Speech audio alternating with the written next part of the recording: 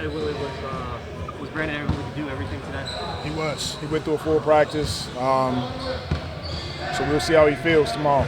Yeah, Dejounte Murray's the guy who's took a big leap in his sixth season. What are just some things you guys are going to be conscientious of trying to contain him tomorrow? Number one, his defense. He's number one in steals. He's all over the place, really active, long arms in the passing lane, so we got to be careful with our passes. And then he just makes their team go. He's the engine. Always looking to make plays, looking to make pocket passes to their bigs, so we got to do a good job there. Are you expecting to have everybody tomorrow other than, I guess, Kyra and Zeke? We'll see. Brandon went through a full practice, like I just mentioned, and we'll see how he responds tomorrow. How much do you think your young team's going to benefit from being able to play in this environment, experience what it's like?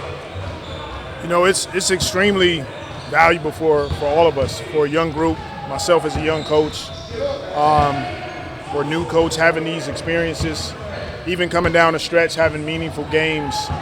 So we're looking forward to it. The guys have earned this opportunity. They've earned the right to have an extended season, a play-in game, and we look forward to hosting it here at home. And what's it like having your first experience and you got to match wits with the guy on the other end, most wins in NBA history? When you think about what Pop has done over his career, it's incredible. One team, one franchise, 1 million wins, and he's seen it all. But basketball is basketball, and so we look forward to getting on the floor, both of our teams competing and laying it all out on the line.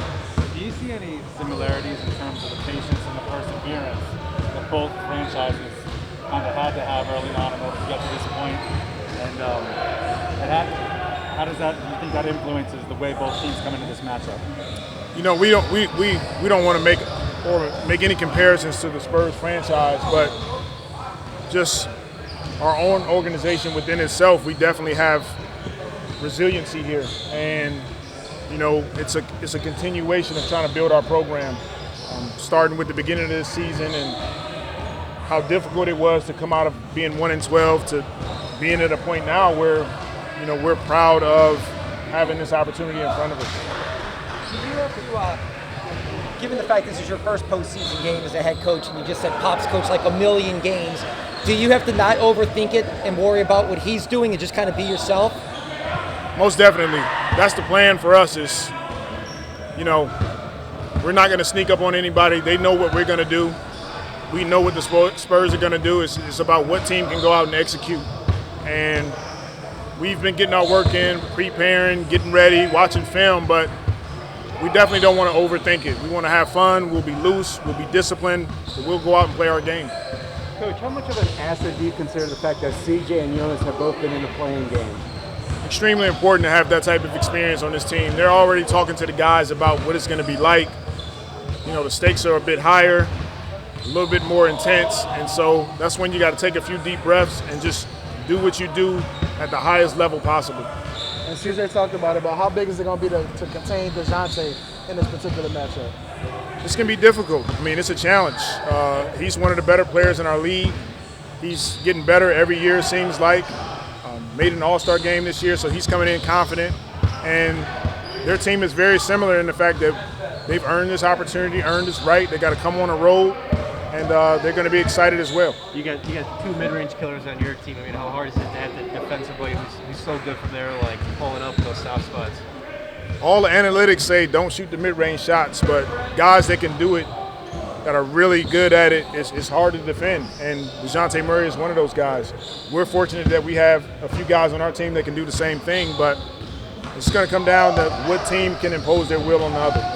Just to make it official, Zion will not play tomorrow, correct? No, Zion will not play tomorrow.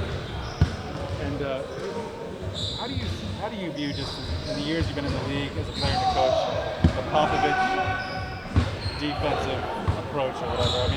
Do you kind of expect maybe that your guys are going to have to prepare to adjust to something they hadn't seen a lot of during the regular season and stuff like that in this game? It's possible that he can throw different looks at us defensively. I think just the way I view Spurs, Coach Pop, is that it's incredible how he's been able to adjust to the different eras. Having David and Tim sort of playing through the post, then the team got much faster when they started playing more through Ginobili. And now he has a bunch of, more of like young guys that the court is spread it out and they just play the way they play. And that's been the Spurs staple. Whatever they do it. It's incredible to see. I had one on the lineup. I think you have one lineup that's 7 and 3 and the 10 times that they're going to start together. I don't know if you can say yet that they're going to start tomorrow, but you know what I'm talking about with B.I. Jackson, JB, CJ, and Herb. That starting lineup. Can you just give us an idea of what you liked about that starting lineup, or what do you think has made that work so well? Number one, inserting Jackson into the lineup made us bigger, more athletic.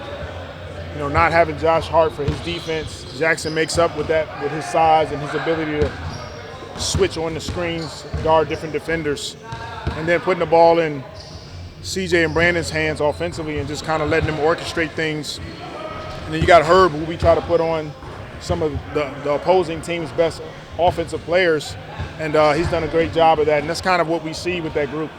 And at 700 winning percentage, it's only a 10-game sample size, but do you think that it's somewhat indicative of how well they've won together, or is it just too few games to really know? The eye test it looks right, feels right for our group, and so the numbers kind of solidify what we're seeing, and we kind of go with that.